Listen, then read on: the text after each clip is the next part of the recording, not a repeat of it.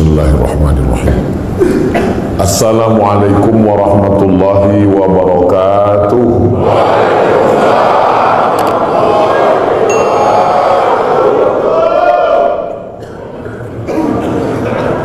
Begitu kalau tentara menjawab.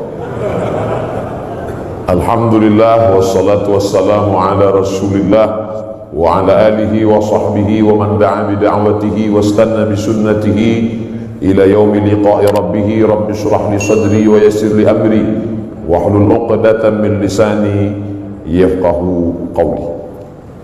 Saya berceramah di tengah TNI, tentara ini rasanya sudah sering, perasaannya ngeri-ngeri sedap. Dulu diundang oleh Komandan Korem Wiranima Riau Pekanbaru, dan biasanya mudah diingat karena mereka buat sesuatu yang khas. Itu teringat terus karena saya disuruh ceramah di atas mobil seumur-umur. Jadi ada sesuatu yang membuat kita teringat. Berganti waktu itu Pak Nurendi, berganti komandan yang baru, itu teringat juga karena unik juga yang dia buat. Tiba-tiba datang ke rumah saya seorang tentara, Pak Dewa namanya. Pulang saya diberitahu tadi ada tentara datang. Saya tanya ngapain? Ngambil baju. Kenapa baju saya diambil? Ini ada apa-apanya ini? Rupanya beberapa hari setelah itu dia kirim 5 baju supaya Ustaz Somad ceramah bajunya ganti-ganti. Insyaallah teringat. Kemudian pula di beberapa tempat ceramah hampir dibatalkan, tidak boleh, tapi akhirnya jadi. Setelah saya telusuri, kenapa jadi? Karena Bapak Dandim berani bertanggung jawab kalau ada hal-hal nanti yang bisa membuat Ustadz ceramahnya tidak jadi. Jadi saya di kesempatan ini tak dapat disebut namanya satu persatu, ingin mengucapkan banyak terima kasih kepada TNI yang sudah memberikan kontribusi dalam bidang dakwah. Mereka tidak berceramah tapi memberikan jalan. Kata Nabi, man jahaza ghaziyan, siapa yang memberikan jalan untuk dakwah maka dia sama seperti orang yang berdakwah. Dan siapa yang paling mulia nanti di hadapan Allah belum tentu yang ceramah, boleh jadi kameramen, karena mereka yang men-shoot kemudian mengupload dan ditonton orang banyak. Oleh sebab itu siapa yang paling besar pahala jasanya di hadapan Allah? Mudah-mudahan kita semua nanti melihat amal kita di hadapan Allah, dan kita bersama di masjid ini, bersama di majelis duha ini, bersama di masjid maulid Nabi Muhammad SAW, bersama pula kita nanti di surga Jannatul Firdaus. Kalau nanti Bapak Ibu mencari-cari kenapa Ustaz Abdul Somad tidak ketemu, tidak nampak di surga, cari di ruang VVIP. Kenapa Ustaz tiba-tiba ingat VVIP? Mengingat saudara-saudara yang di atas. Mereka yang ruang VVIP. InsyaAllah. Tabarakallah. Mengapa saya diundang dalam acara peresmian masjid? Memang itu doa saya selalu, dan saya sampaikan di beberapa ceramah, tolong jangan undang saya peletakan batu pertama masjid, tapi undanglah saya pada acara peresmian peletakan keramik terakhir. Alhamdulillah doa itu dikabulkan Allah Subhanahu wa taala, dan yang mengundang saya Direktur Keuangan. Bangga kita. Tidak mungkin acara apapun terjadi kalau tidak ada izin dari keuangan. Semuanya bicara uang, materi, duit. Oleh sebab itu kebanggaan luar biasa. Dan ternyata Bapak Direktur Keuangan TNI, Bapak Brigjen TNI Temas, ujungnya titel saya lupa, beliau tidak melupakan pendahulu beliau disebutkan yang ke-17, ke-18, ke-19, ke-20. Ini yang sekarang terjadi krisis di tengah masyarakat kita, melupakan orang masa lalu. Siapa yang melupakan sejarah, maka dia sudah kehilangan pondasi, rapuh. Ini bangunan tegak berdiri karena ada pondasi. Abu Bakar Siddiq tidak mau naik ke atas mimbar di lantai 3. Mimbar Nabi itu lantainya 3, 1, 2, 3. Abu Bakar kalau khutbah di lantai 2 saja, di tangga nomor 2. Ketika ditanya kenapa tidak mau, karena yang tegak di tempat 3 ini Nabi Muhammad SAW.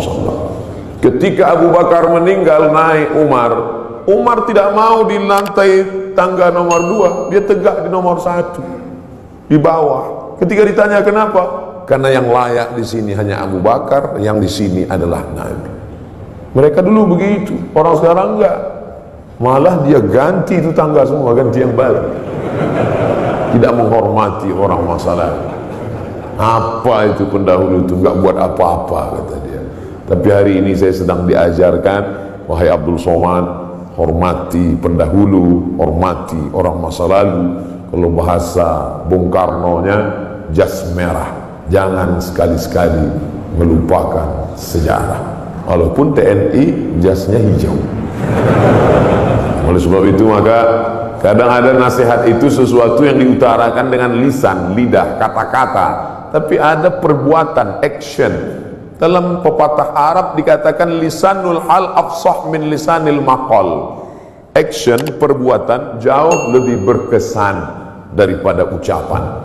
Mari bangun masjid, mari kita bangun masjid. Man bana masjidan, siapa yang bangun masjid, banallah mithlahu baitan fil jannah, Allah bangunkan untuknya satu tempat dalam surga. Bolak-balik saya ceramah, tapi andai ada yang bertanya, Ustaz udah bangun masjid? Belum. Tapi ada orang yang tidak pernah ngajak orang lain, tidak pernah ceramah, tapi real, nyata hari ini. Yang bisa bangun dengan uangnya, bangun dengan uang. Tidak bisa bangun dengan uangnya, bangun dengan uang orang lain. Tapi dengan kekuasaan yang ada di tangan kita, mumpung tanda tangan masih berlaku, mumpung ada segenggam kekuasaan di ujung jari titipan Allah, pakai menolong agama Allah Subhanahu wa ta'ala. Itu selalu ceramah saya ulang-ulang, dan hari ini saya melihatnya real, nyata. Mudah-mudahan ini menjadi inspirasi bagi seluruh orang-orang yang diberikan Allah amanah jabatan dan kekuasaan. Selama saya memimpin, harus ada satu masjid yang baru, harus ada satu masjid renovasi. Kadang saya pergi ke salah satu kantor-kantor tempat ceramah, megah, besar, hebat, acara convention hall. Ketika nanya, Pak mohon izin mau sholat ke masjid, kecil, karpet pun bau kepinding. Tapi di masjid, direktur keuangan, Masya Allah, megah, mewah, memandang ke atas, rasa-rasa dekat ke langit, doa terkabul. Indah. Kadang di beberapa masjid saya hilang konsentrasi, kehilangan bahan. Kenapa? Semua ibu-ibu berkipas. Hari ini tak ada. Adem, ayam, asik. Masya Allah, lihat. Dia sengaja di pintu AC itu dipasang ada tirai supaya menunjukkan dia hidup. Dia dipasang, hidup.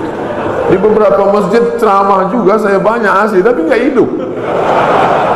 Ini hidup. Karpetnya luar biasa. Kemarin saya ceramah di salah satu provinsi, karpet tebal.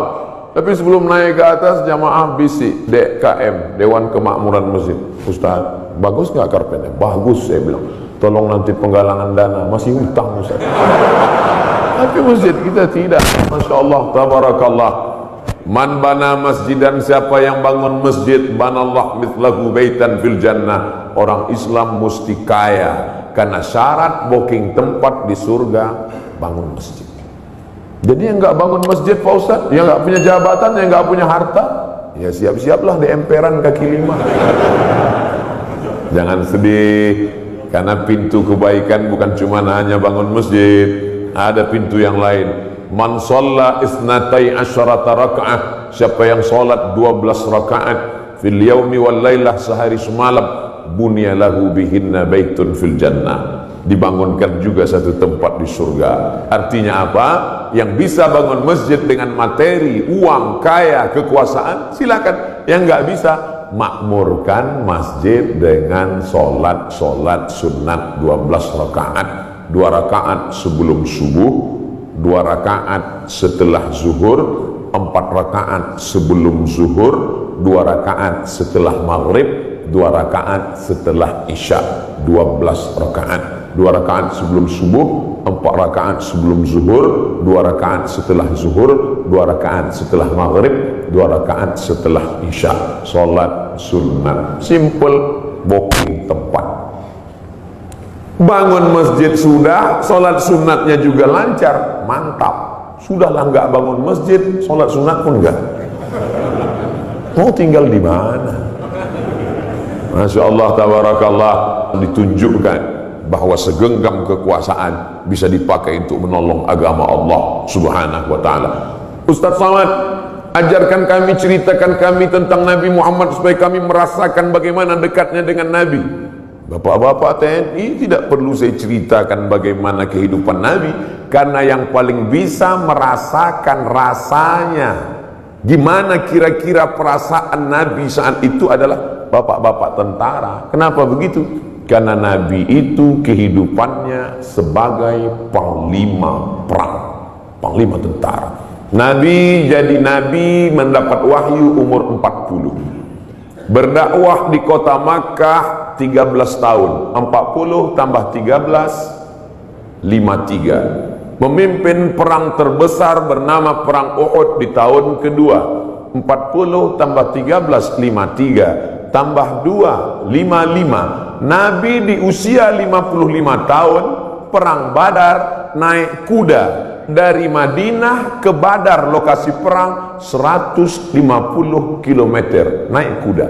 Tolong cari ustadz umat Nabi Muhammad yang umur 55 tahun naik kuda 150 km. Yang bisa melakukan itu hanya tentara, yang bisa merasakan sport, yang bisa merasakan naik kuda. 1 jam naik kuda sama dengan 1000 kali push up. Jadi kalau 150 km ditempuh Nabi usia 55, berarti 3000 kali push up. Siapa yang bisa melakukan itu? Saya nggak bisa. Saya ceramahnya aja mungkin bisa ikut Nabi, khutbahnya mungkin, tapi untuk melakukan seperti yang dilakukan Nabi Muhammad SAW, orang yang amat sangat sehat. Nabi umur 55 tahun memimpin perang 150 km, naik kuda 3000 kali push up menurut ilmu kesehatan. Hari ini apa yang dilakukan umat Muhammad umur 55 tahun? Membawa map ngurus pensiun. Jadi yang paling bisa merasakan itu adalah rasa sehatnya, rasa fit fisiknya, rasa kekuatannya. Iyalah, dia kan Nabi, kami kan manusia biasa. Ayatnya sudah dibacakan tadi. Wa ma Muhammadun illa rasul. Muhammad bukan Tuhan, Muhammad bukan malaikat, dia hanya seorang rasul. Qad halat min qablihi rusul, rasul-rasul sebelum dia meninggal. Adam, Idris, Nuh, Hud, Salih, Ilyasa, Zakaria, Musa, Ibrahim meninggal dunia. Satu diangkat, Isa alaihissalam akan diturunkan di akhir zaman untuk menegakkan agama Allah Subhanahu wa taala. Tapi yang jelas bahwa sebagian nabi itu meninggal, mati, dicabut Allah nyawanya. Dia manusia biasa. Allah tidak kirim malaikat. Seandainya Allah kirim malaikat ke atas dunia ini, orang akan berkata, yalah dia bisa buat gitu, dia kan malaikat. Tapi kita semua bisa berkata, dia manusia, saya manusia. Dia sehat, saya sehat. Mohon maaf Ustaz Somad, tadi saya terlambat menyambut selamat datang karena olahraga dulu. Begitu kata Bapak Direktur tadi. Dan di sini ada olahraga memanah, ada pula olahraga berkuda. Memanah, berkuda, persis seperti yang dipesankan.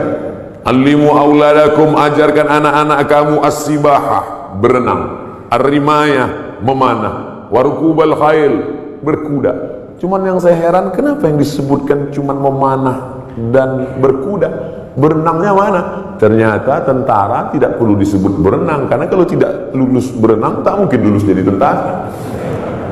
Memanah tepat sasaran. Untuk apa lagi memanah? Kan sekarang sudah ada senjata. Bagaimana nanti seandainya ada suatu zaman lalu lewat meteor besar di atas muka bumi, lalu semua busi-busi tertarik, habis dia sedot seperti busi berani yang lewat di atas bumi, maka semua busi tertarik. Apa lagi yang bisa kita pakai kecuali memanah? Sehebat-hebatnya penembak sniper, tak ada lagi peluru, tidak ada lagi senjata, yang ada hanya panah. Maka memanah hari ini adalah senjata masa depan. Rukubul khail, berenang, menunggang kuda. Ustaz Somad cuma ceramah aja. Emang Ustaz pernah naik kuda? Itu yang video dan gambarnya viral, saya naik kuda. Tapi yang megang 4 orang. Ustaz naik ke atas, naik, foto, turun lagi. Memanah juga. Hebat juga Ustaz Somad, kemarin kami lihat video Ustaz memanah, tepat sasaran. Berapa anak panah tepat terus. Yang diupload yang tepat. Yang melesat enggak diupload. Membangkitkan motivasi anak-anak muda kita, pemuda-pemuda kita yang masa darah bergejolak, hawa nafsu luar biasa. Kemana disalurkan ini? Kepada 3, berenang, memanah. Ustaz, kalau kami banyak berenang ini, apakah hawa nafsu kami ini akan turun? Saya bilang, kalau kamu berenang sampai ke tengah sungai, ke tengah laut, bukan cuma nafsunya hilang, kamu hilang sekalian. Artinya apa? Islam tidak membunuh hawa nafsu, tapi hawa nafsu disalurkan dalam bentuk olahraga. Jadi jangan bayangkan Nabi Muhammad itu hanya duduk berzikir, baca Quran, lalu ketika datang orang cerita mati. Bukan begitu Nabi itu. Nabi itu panglima perang, strateginya luar biasa. Saat perang Badar, Nabi pagi-pagi sudah datang ke lokasi perang. Akhirnya lokasi perang dikuasai Nabi dan musuh ketinggalan. Kenapa Nabi awal? Nabi awal datang menyusun pasukannya di tempat matahari terbit. Karena Nabi pasti duluan, karena sebelum azan subuh dia sudah tahajud, badannya sehat. Habis tahajud witir, habis itu sholat subuh, langsung dia susun barisan. Datang pasukan musuh, sudah kehabisan tempat, sudah di booking duluan. Nabi susun barisan di matahari terbit. 1-0 sudah kena. Kenapa? Karena kalau disusun pasukan di matahari terbit, maka mata musuh silau. Mata yang silau tidak nampak di mana anak panah, di mana tombak, di mana pedang. 1 sudah kalah. Lalu kemudian dari mana Nabi tahu jumlah pasukan? Tempat mereka berkemah, datang seorang sahabat. Ya Rasulullah, ya, apakah ada wahyu turun di mana kita berkemah malam ini? Tidak ada wahyu. Datang sahabat kasih pendapat. Saya ada pendapat ya Rasulullah. Apa pendapatmu? Kita akan berkemah di lokasi ini, tempat oase, tempat air di gurun. Karena dengan menguasai oase, musuh akan kehabisan air minum. Karena mereka datang 500 km dari kota Makkah, Madinah, dan sampai di Badar. 2-0 musuh kalah sebelum perang. Apakah Nabi ketika itu datang anak buah sahabat, ya Rasulullah, ini saya ada ide kamu jangan pakai, saya cukup dari Jibril aja. Nabi sebagai pimpinan mendengar saran dari bawahan, padahal dia menerima wahyu dari Allah Subhanahu wa taala. Poin yang ketiga, Nabi SAW tahu berapa jumlah musuh. Hebatnya strategi intelijen Nabi. Bagaimana caranya? Ketika Nabi melihat ada seorang pasukan dari kafir Quraisy mengendap-endap, kata Nabi, tangkap dia. Tapi ditangkap bukan untuk disiksa. Kebetulan yang mereka tangkap ini adalah tukang masak yang mengambil air. Ditangkap, ditanya oleh Nabi, berapa jumlah pasukan kalian? Kata tukang masak, mana saya tahu? Saya kan cuma masak. Masa pasukan itu kan yang tahu pimpinan. Nabi tanya, kamu kalau masak pagi siang berapa ekor kambing? berapa ekor onta? Dia sebutkan, makannya sekian seekor onta, masaknya hari ini sekian kambing. Dari jumlah makanan Nabi bisa tahu, kalau begini makanannya berarti pasukan kalian sekitar sekian dan kita akan susun. Nabi perang penuh dengan strategi. Jadi jangan bayangkan Nabi dengan sahabat itu perang bismillahirrahmanirrahim, la haula wala quwata illa billah. Al-haqqu bila nizam yaghlibuhul batil bin nizam. Kebenaran yang tidak dimanage dengan manajerial yang baik akan dikalahkan oleh kebatilan, tapi diatur dengan manajerial yang baik. Nabi strategi cari tempat, dia menang. Strategi awal susunan barisan, dia menang. Strategi berapa jumlah pasukan musuh, dia menang. Setelah siap strateginya, baru dia berdoa di tengah malam. Saat dia berdoa itu dari Isya sampai subuh, datang Abu Bakar tengah malam mendekati Nabi. Hasbuka ya Rasulullah, wahai Nabi Muhammad, cukuplah berdoa itu, berhenti, doamu pasti dikabulkan Allah. Tetap dia berdoa sampai subuh. Lengkap persiapan mental, spiritual, kecerdasan intelijensia otak, dengan kelembutan hati berdoa. Hari ini orang hanya berdoa tanpa berusaha, berusaha tanpa berdoa sombong, berdoa saja tanpa usaha pesong. Pesong bahasa Melayu gila. Kesiapan inilah yang agaknya dimatangkan. Alhamdulillah hadir juga bersama kita Bapak Direktur Bintal, hadir bersama kita. Bimbingan mental, spiritual ini harus terus dijaga. Ustaz Abu Somad, di keuangan ini harus terus mentalnya dijaga. Kenapa begitu Pak? Tantangannya luar biasa. Tantangan apa? Duit. Kalau diawasi kamera CCTV, ada masanya kabelnya dimakan tikus. Kalau diawasi CCTV, ada kalanya pemadaman bergilir. Kalau diawasi atasan akan keluar kota. Maka ditanamkan mental dia. Siapa yang mengawasi dia? La ta'khudhuhu sinatun wala naum. Dia yang tidak mengantuk, dia yang tidak tidur. Itu yang mengawasinya. Kemarin saya ceramah di Medan, pagi-pagi selesai ceramah di masjid, maka Ustaz Somad, kenalkan saya Fulan dari Kodam 1 Bukit Barisan. Masya Allah. Ya Pak, makan. Allah barik lana fima razaqtana wa qina azabannar. Bapak enggak makan? Bapak enggak makan? Kenapa enggak makan? Puasa sunat, puasa. Astagfirullah. Yang ngajak puasa saya, yang enggak puasa saya. Untungnya saya ada alasan. Ustaz enggak puasa, musafir. Dari Riau ke Medan 600 km. Musafir. Sholat ada di jamaah kosong. Untung ada musafir. Marilah puasa, marilah puasa. Jadi kalau ada di antara bapak-bapak puasa sunat, itu bukan untuk ngecilin perut. Kalaupun perutnya kecil karena puasa sunat, bonus. Tapi yang utama dari puasa itu adalah merasakan pengawasan Allah Subhanahu wa ta'ala. Mungkin di direktorat yang lain puasanya dikit, tapi untuk di keuangan ini mesti banyak puasanya. Kenapa? Karena pengawasan Allah harus ditanamkan. Masuk ke dalam WC, toilet, kamar mandi, kunci pintu kanan kiri atas bawah, nggak ada yang melihat. Andai diambil air seteguk diminum, nggak akan ada yang tahu. Jangankan seteguk, kepala kita masukkan ke dalam. Sebelum keluar dari kamar mandi, keringkan bibir, miringkan kepala. Buat agak-agak lemas. Siapa yang tahu? Panas hari ini ya? Iya panas. Tapi Allah kalau mau buka kan, tahu kenyang. Yauma tublas sarair, sampai masanya dibukakan Allah segala rahasia. Apa pelajaran di balik puasa sunat itu?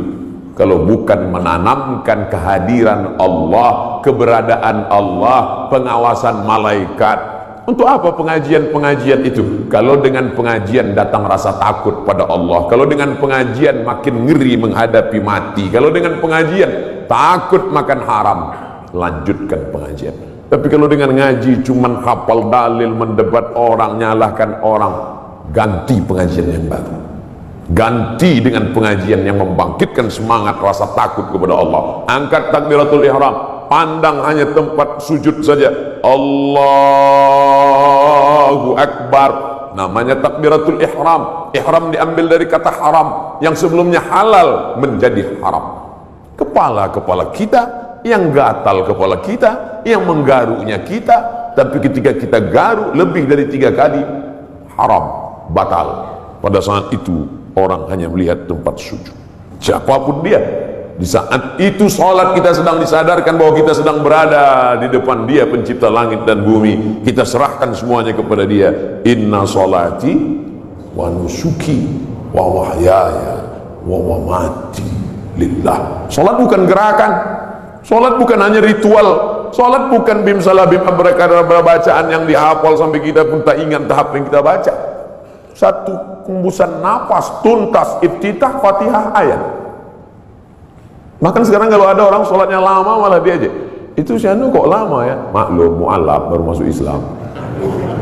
Ente kok cepat? Dah lama, dah hafal Pak Ustaz. Padahal sholat adalah perenungan. Selain dari Allah kecil, Allahu Akbar. Jabatan ini kecil, tak ada apa-apanya. Kekuasaan ini kecil, tak ada apa-apanya. Yang besar hanya Engkau ya Allah. Kalau sudah mampu mengecilkan yang lain, membesarkan yang Allah, maka kalau dia hilang tidak akan terasa, karena semuanya kecil. Banyak ibu-ibu yang sudah mampu membesarkan Allah sampai yang lain itu terasa kecil. Meninggal suaminya, slow aja nih. Ibu enggak nangis, kecil Pak Ustaz. Semuanya kecil. Ini hanya amanah Pak Ustaz, ini hanya titipan Pak Ustaz. Kebetulan tercetus keluar dari mulut, amanah. Masjid ini bernama Masjid Amanah. Lawan dari amanah, khianah. Amanah, khianah. Orang yang memegang amanah, al-amin. Orang yang mengkhianati amanah, al-khain. Ini namanya luar biasa, berat ini. Keluar dari amanah, khianah. Tidak bisa dibagi dua. Saya Pak Ustadz, kaki kanan saya memang amanah, tapi khianah sekali-sekali. Oh, gak bisa. Sifat orang munafik 3. Idza haddatsa kadzaba, kalau bicara dusta. Wa idza wa'ada akhlafa, kalau berjanji ingkar. Wa idza tumina, kalau dikasih amanah, khana, berkhianat. Itu mengapa masjid ini diberi nama amanah. Maka sehari berapa kali masuk kemari? Subuh mungkin tidak, subuh mungkin di Masjid Al-Ikhlas dekat rumah, mungkin di Masjid At-Taqwa dekat rumah, tapi zuhur, asar. Tapi jangan gara-gara saya ucapkan ini lalu nanti takut sholat di sini. Kamu sholat di mana tadi? Masjid di luar aja lah. Kenapa nggak di amanah? Ngeri di situ. Ustaz Somad, Masya Allah. Hati terus dikonekkan, jiwa terus didekatkan. Kalau sampai jauh dia akan kering. Bahwa kita semuanya lahir membawa iman ya. Iman ini sudah kita bawa sebelum masuk ke rahim ibu kita. Inna ahadakum yujma'u khalquhu fi batni ummihi 40 yawman nutfah. Kamu diciptakan dalam perut ibumu 40 hari dalam bentuk sperma. Tsumma yakunu 'alaqatan, berubah 40 hari dalam bentuk darah. Tsumma yakunu mudghatan, berubah 40 hari dalam bentuk daging. 40 hari air, 40 hari darah, 40 hari daging, 120 hari datang malaikat membawa roh yang sudah ready. Belum ada kulit, belum ada kuku, belum ada bulu, belum ada darah, belum ada daging, belum dibawa malaikat. Kita sudah bersama berkumpul di alam roh, dan Allah bertanya ketika itu, alastu bi rabbikum, bukankah aku Tuhan kamu? Kita semua menjawab, bala syahidna, engkau Tuhan kami. Cuman ketika sampai ke dunia dia lupa. Karena lupa itulah maka dia disebut manusia. Karena manusia diambil dari kata nasya, lupa. Apa yang disampaikan Ustaz Somad tadi? Aku lupa. Kenapa kau lupa? Karena manusia. Kalau ingat terus namanya bukan manusia. Apa namanya? Panasonic. Ini yang merekam ini nggak akan lupa, ingat terus. Jangankan bapak ibu yang dengar ceramah, saya yang ceramah aja lupa apa yang saya sampaikan. Tapi saya diingatkan. Yang mengingatkan saya siapa? Jamaah. Ustaz kan ngomong gini dulu, Masa iya saya ngomong gitu? Ini MP3-nya, ini MP4-nya. Kamu dapat dari mana? Saya download, Pak Ustaz. Di mana kamu download? Itu channel Ustaz Abdul Somad Official. Subscribe, like, and share. Jadi Masya Allah, internet ini luar biasa. Tadi bicara dengan Bapak Direktur Bintal, luar biasa merusak kepala anak-anak kita. Hancur kepala ini. Ustaz Abdul Somad, perhatikan ini gambar otak yang habis ditabrak truk, pecah, berderai. Yang ngundang saya ini psikolog, ibu-ibu. Ustaz, sebelum Ustaz ceramah, coba lihat gambar ini, hancur berderai kepalanya. Yang ini Pak Ustaz, kepalanya utuh, sehat, tapi isinya hancur sama seperti ini. Kok bisa begitu? Karena website, karena internet. Tapi saya tidak bisa salahkan juga semua internet, karena orang kenal saya dari internet. Mencaci maki saya juga di internet. Oleh sebab itu maka pisau internet bermata dua, satu ke atas, satu ke bawah. Dipotongkan ke ayam, bagus. Dipotongkan ke bebek, oke. Dipotongkan ke sapi, bisa jadi hewan kurban. Tapi kalau ke atas memotong leher dan urat nadi, dia bisa mati. Siapa yang bisa mengontrol sekarang? Kalau bukan iman dan takwa kepada Allah Subhanahu wa ta'ala. Maka saya bangga, Ustaz Abdul Somad, ini imam kita, ini khotib kita, pakai baju tentara. Kami yang sipil, yang tidak punya seragam ini, terus terang amat sangat bangga melihat Bapak Ibu menjadi khotib, melihat Bapak Ibu jadi imam, melihat Bapak Ibu menjadi orang yang sholat berjamaah. Dulu susah kalau mau menasihati orang, mari sholat, mari puasa, mari berjamaah. Sekarang saya tinggal simpel aja ngasih tahu, anak-anak SMA, anak-anak pesantren, lihat itu, bapak tentara sholat di masjid, bapak polisi pengajian. Ibu-ibu pun mudah sekarang nasihati anak-anaknya. Lihat tuh, pak polisi sholat di masjid, pak tentara sholat di masjid, angkatan udara sholat di masjid. Pistol mereka besi, bapakmu gak punya pistol, gak sholat. Mudah memberikan motivasi, mudah memberikan semangat. Oleh sebab itu kebersamaan kita ini, apapun seragam yang kita pakai, itu hanyalah casing saja. Apapun jabatan kita, itu hanyalah jalan saja. Yang kita cari adalah keridhaan Allah Subhanahu wa ta'ala. Kalau berhasil kita melewati ujian-ujian seragam, ujian kekuasaan, ujian jabatan, ujian dunia, ujian popularitas ini sampai kepada puncaknya, maka insya Allah mati kita husnul khotimah. Tapi kalau gagal kita dengan ujian ini, Bapak ujiannya beda, saya ujiannya beda. Ujian Ustaz Somad sekarang popularitas, kemana-mana mesti pakai masker, kalau enggak semua minta foto. Saya kalau naik pesawat, pilotnya minta foto, saya nggak terlalu risau. Pramugarinya minta foto juga. Ini yang saya payah, nggak susah sedikit. Pede sekali dia ngomong begitu. Bapak Ibu yang dimuliakan Allah Subhanahu wa ta'ala, tapi saya yakin dan percaya dengan istiqomah melaksanakan ibadah ini, dengan senantiasa menempelkan kening ini ke lantai, kita sadar bahwa kita dari tanah dan akan kembali kepada tanah. Yang di badan ini pun dari tanah, dilihat warnanya warna tanah, dan akan mati dimakan cacing tanah. Saat diangkat tangan, sadar tanah, diusapkan ke wajah, bau tanah, dan kau akan mati dimakan cacing tanah. Abdul Somad yang diciptakan dari api, tolong angkat tangan. Berarti setan. Dia sendiri ngaku, khalaqtani min nar, aku dari api, wa khalaqtahu min tin, dia dari tanah. Ana khairum minhu, I'm better than him. Saya lebih mulia dari dia, saya lebih tinggi, saya lebih hebat, saya lebih agung. Kalau ada nanti orang berkata begitu, bisikkan saja, kau saudara setan. Oh, jangan ngomong gitu Pak Ustaz, terlalu kasar. Lembutkan sedikit, saudara setan. Dengan sholat kita sedang disadarkan siapapun kita tempelkan 7 anggota badan kita ke lantai, dari atas sampai ke bawah. Ujung kaki 2, ujung tangan 2, ujung lutut dua, satu kening menempel ke lantai. Mentang-mentang orang hebat, kekuasaan tinggi, tak mau menempelkan ke lantai. Allahu Akbar, tempel ke tiang. Enggak sah sholat kecuali sakit, duduk di kursi. Kalau makhluk di bumi tidak lagi mau mendengar kata-katamu, siapapun tak lagi memperdulikanmu, berbisiklah ke tanah, makhluk-makhluk langit akan mengaminkan doa-doa. Bangun di tengah malam, mengadu kepada Allah.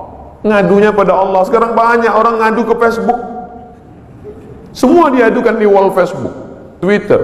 Makin dibaca komennya, makin stres, depresi, bersunyi-sunyi di tengah malam. Kalau sudah Allah berikan pertolongan, intan surullah, kalau kau tolong agama Allah, Allah yang akan menolong kamu. Lari ke atas bukit Sofa, tidak ada air. Lari ke atas bukit Marwah, tidak ada air. Di mana air itu datang? Air datang bukan dari tumit Hajar yang mencari air, tapi air dari tumit Ismail yang belum pandai berjalan. Hanya bergeser saja kakinya di atas pasir, memancar air Zamzami, air berkumpullah. Cerita ini 3000 tahun yang lalu. Karena Nabi Ibrahim pindah dari Babilonia ke Palestina 1800 sebelum Masehi. Sekarang sudah 2000, lebih 3000 tahun yang lalu. 1800 tambah 2000, 3819 tahun yang lalu. Cerita tentang air memancar. Saya kira ini hanya ada dalam buku-buku, dalam Al-Quran, dalam hadis Nabi, dalam sejarah. Ternyata hari ini tentang cerita air memancar saya dengar lagi pagi ini. Yang cerita siapa? Bapak Direktur Keuangan, Ustaz Somad. Saya gali tanah untuk ngambil jeruk, keluar air. Itulah air mineral yang saya minum pagi tadi. Kenapa Allah berikan air ini? Andai tadi mereknya tidak dirubah, saya tak bisa bedakan ini air dari mana. Sama seperti yang selama ini saya minum.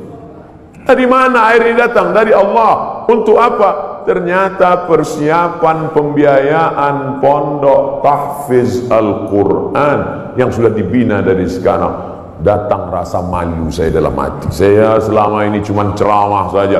Siapa yang membantu pondok tahfiz Quran, siapa yang membuka pendidikan Al-Quran, siapa yang menolong anak yatim untuk sekolah bantu Quran, itu yang akan menolong di hadapan Allah. Makanan yang kau makan akan busuk, pakaian yang kau pakai akan lapuk, yang kau sedekahkan itu yang akan menolong di hadapan Allah. Andai ada yang bertanya, berapa anak tahfiz Quran yang Ustadz tolong? Jangan tanya-tanya.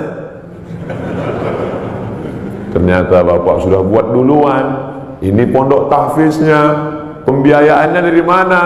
Allah yang memberikan. Makin kuat keyakinan saya. Lama-lama saya bingung, saya datang kemari ini ceramah atau belajar?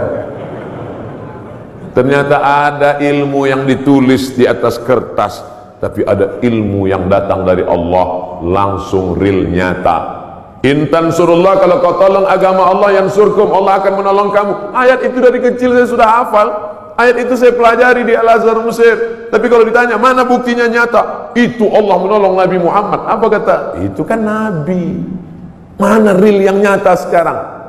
Hari ini saya mendengarkan ceritanya, kisahnya. Hari ini saya nampak real dengan nyata. Kalau kau tolong anak yatim, kau tolong pondok tahfiz Quran, kau tolong orang menghafal Quran, Allah akan menolong engkau. Sumber air mineral yang lulus lembaga badan pengawasan obat dan makanan menyatakan air ini layak. Siapa yang memberikan? Innama amruhu idza arada syai'an ayaqula lahu kun fayakun. Ternyata tolonglah agama Allah ini. Jangan pernah takut dan jangan pernah cemas. Kadang-kadang kalau terlalu banyak orang menakut-nakuti kita, kita jadi takut juga. Kita sudah berani, tapi karena ditakut-takuti orang, kita pun jadi takut juga. Ini Ustaz cerita tentang siapa? Tentang saya. Saking banyaknya yang membuli kita, kita jadi cemas juga lama-lama. Tapi rupanya semakin banyak cerita kita dengar tentang turunnya pertolongan Allah. Ala inna nasrallahi qarib. Yakinlah pertolongan Allah itu dekat. Jangan pernah takut dengan akhir masa pensiun, nanti saya akan makan apa, nanti saya... Berapa banyak orang berpikir nanti pensiun makan apa, malaikat maut datang malah sebelum pensiun. Malaikat maut tidak pernah datang melihat akte kelahiran. Berapa banyak orang sehat mati mendadak, yang divonis mati, enggak mati-mati. Saya berapa kali ketemu ceramah dalam pengurus masjid Ustaz Somad. Nanti habis ceramah kita makannya. Oke.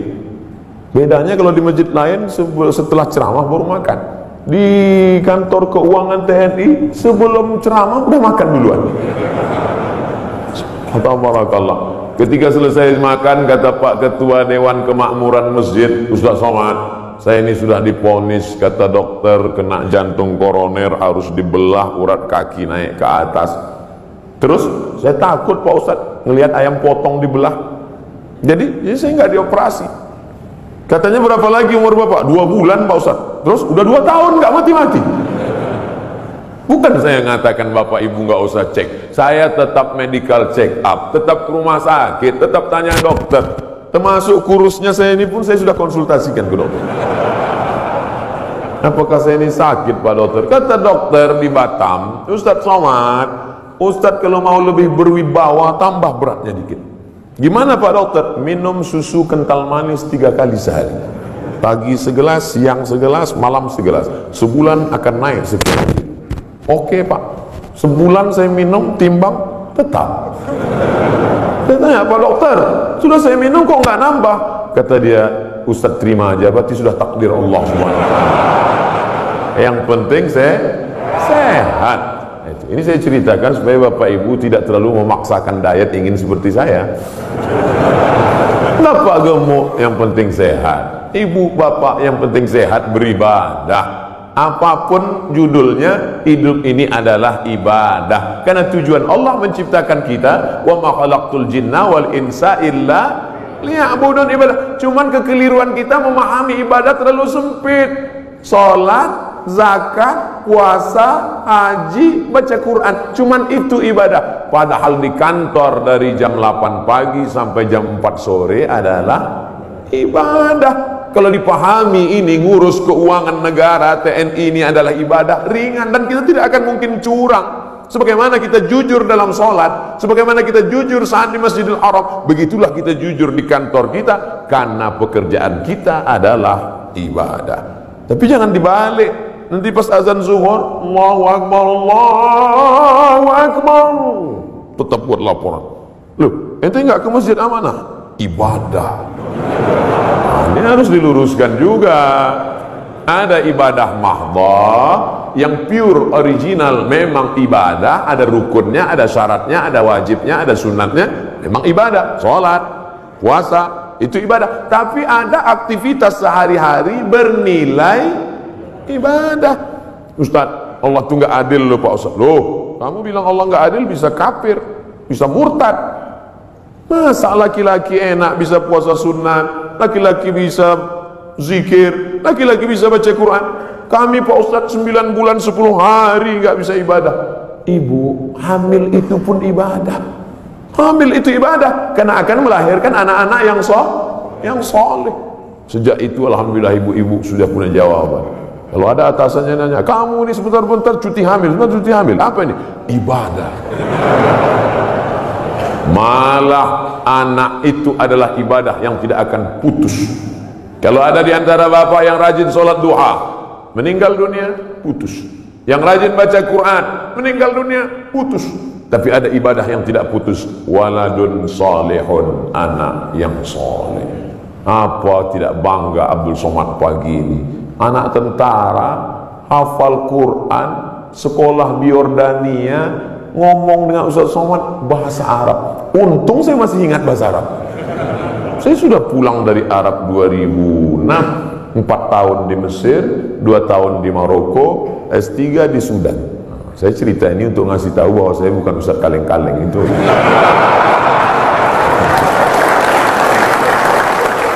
Kadang kalau ada orang cerita itu kita terlalu fokus pada kata-katanya. Sebetulnya di balik cerita itu yang penting, bukan kata-katanya itu.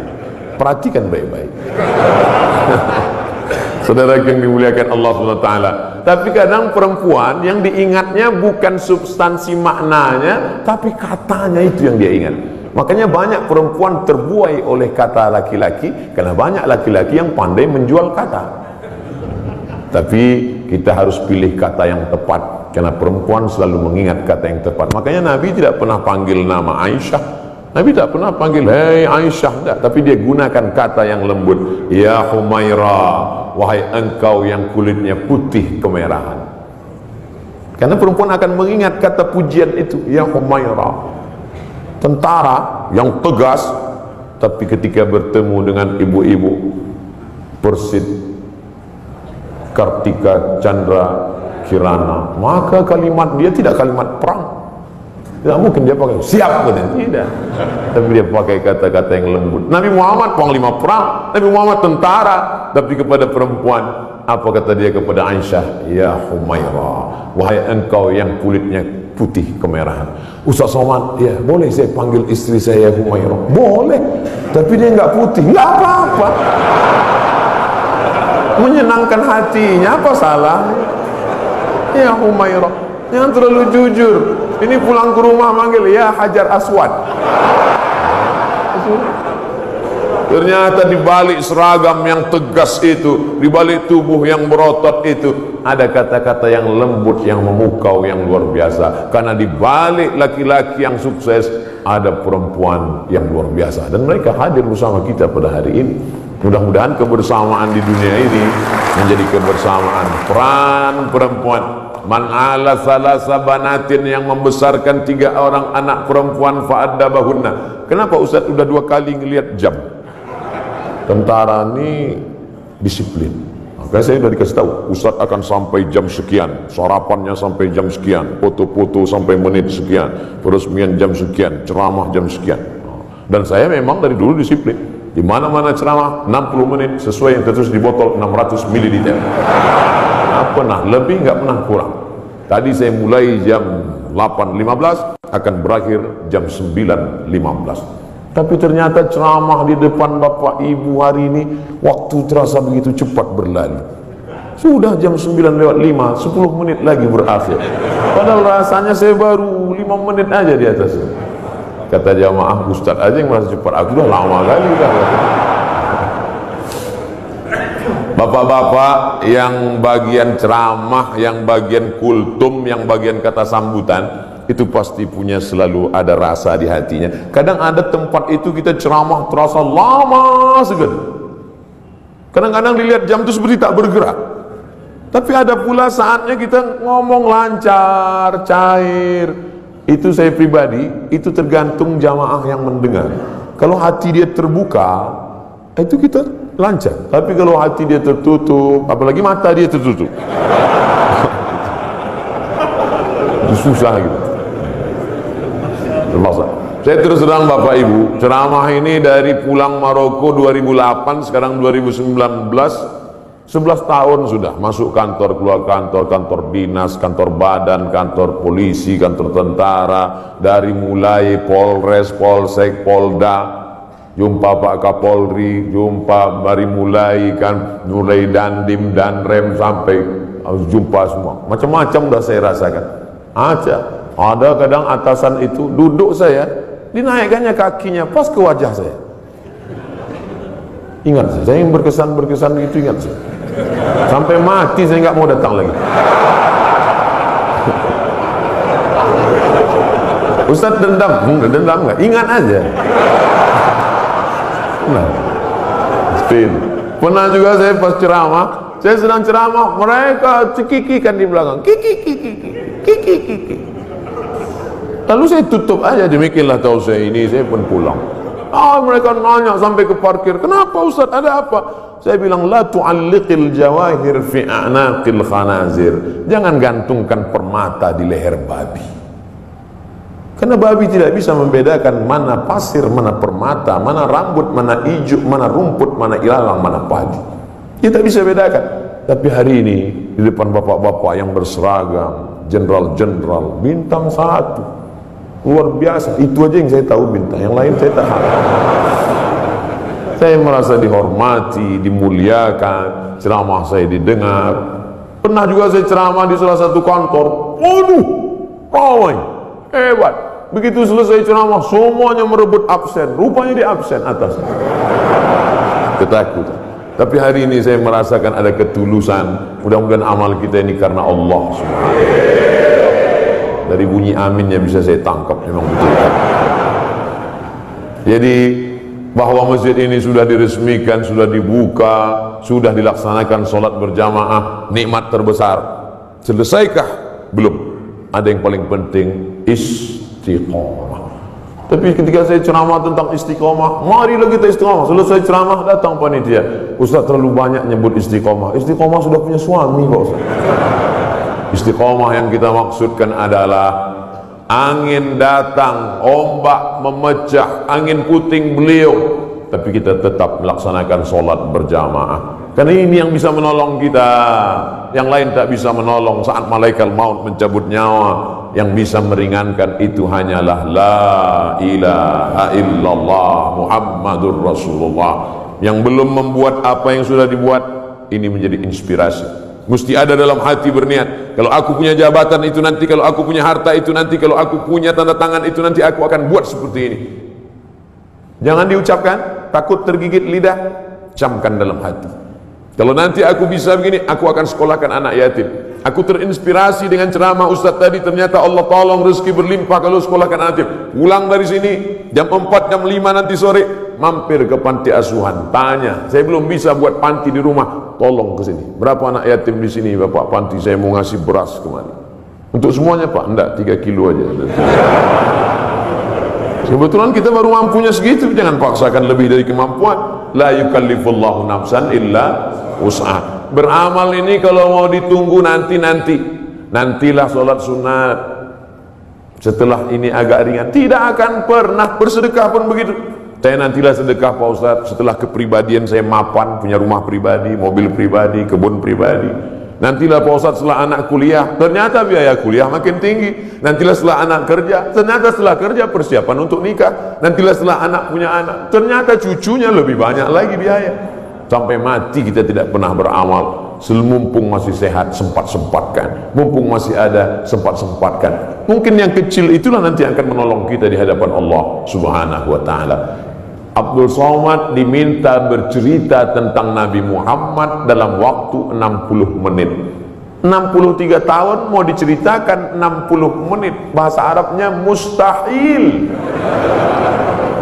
Impossible, tidak mungkin itu. Oleh sebab itu kita gunakan telinga, datang pengajian, ceramah, tausiah, maulid. Wal basar, mata, baca buku. Saya anjurkan di bulan maulid ini beli buku sejarah Nabi, macam-macam. Saya pernah diberi oleh Bapak Dirintel, judulnya Intelijen Nabi. Bagus. Jadi yang dibaca itu khusus aspek intelijen Nabi. Saya pernah juga diberi buku, tapi untuk buku umum yang bahasanya simple, sederhana, judulnya Ar-Rahiq Al-Makhtum. Tidak diterjemahkan ke bahasa Indonesia judulnya. Memang itu judulnya, Ar-Rahiq Al-Makhtum, tapi isinya bahasa Indonesia. Ditulis oleh seorang pemenang Nobel Sejarah Islam Internasional dari India, namanya Syekh Safiur Rahman Al-Mubarak Furi. Dulu bukunya saya beli 44.000, soft copy, soft cover. Kalau harganya naik bukan tanggung jawab saya. Beli. Nanti kita mati, anak kita buka lemari, menangis dia melihat buku, ternyata papa meninggalkan buku tentang Nabi. Pertama dia nangis karena ada warisan tentang Nabi. Yang kedua dia nangis bukunya masih di sampul plastik. Tapi nggak apa-apa. Tanamkan cinta Nabi pada anak-anak kita, supaya sebesar apapun jasa kita, anak kita lebih hormat Nabi daripada kita. Kenalkan anak kita dengan Nabi. Tadi sebelum kemari saya ketemu dengan sahabat-sahabat dari artis. Kalian tidak bisa ceramah, buat film animasi, buat film cerita tentang Nabi.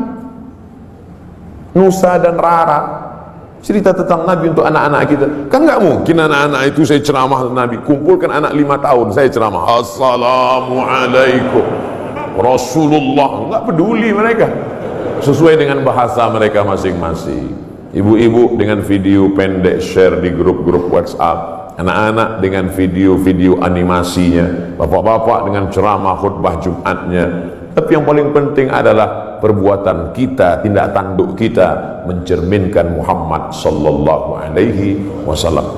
Biasanya Ustaz Somad kalau ceramah itu pakai poin 1, 2, 3. Di sini tidak, karena saya berhadapan dengan jamaah yang smart. Ustadznya Somad.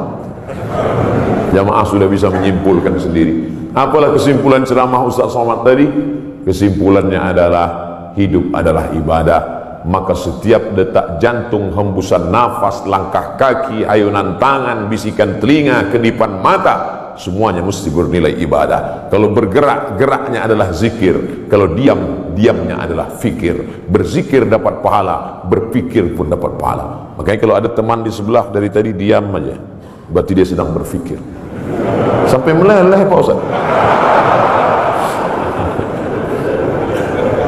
Waktu-waktu kosong diisi dengan Allahumma salli ala sayyidina Muhammad wa ala ali sayyidina Muhammad. Allahumma salli ala sayyidina Muhammad wa ala ali Muhammad. Allahumma salli ala sayyidina Muhammad wa ala Muhammad.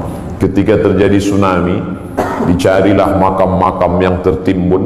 Ada satu makam belum dikebumikan, jasad di balik-balik kayu batu ditemukan jasad seorang tentara masih berbaju seragam. Sudah seminggu jasadnya tidak busuk, utuh. Semua orang heran. Dia bukan ustaz, bukan penghafal Quran, manusia biasa. Apa yang membuat jasadnya tidak busuk, harum semerbak? True story, kisah nyata. Dicari teman-temannya, apa yang membuat? Dia tidak pernah mau membicarakan aib orang lain. Setiap ada orang-orang cerita aib, dia pergi atau diam, dan selalu berzikir. Allah jaga jasadnya dari cacing tanah, Allah jaga jasadnya dari bakteri sehingga tidak tercium bau aroma bangkai, karena dia selalu menjaga aib orang lain. Amal kecil, simple, sederhana yang disangka tidak apa-apa, tapi ternyata besar di hadapan Allah Subhanahu wa ta'ala. Sebelum kita berdoa, saya minta request satu doa. Dimanapun Bapak Ibu berada, doakan Abdul Somad supaya mati husnul khatimah. Jangan sekarang, kita masih ada jadwal banyak lagi. Tapi mati tidak bisa di request. Jangan pernah takut pada mati.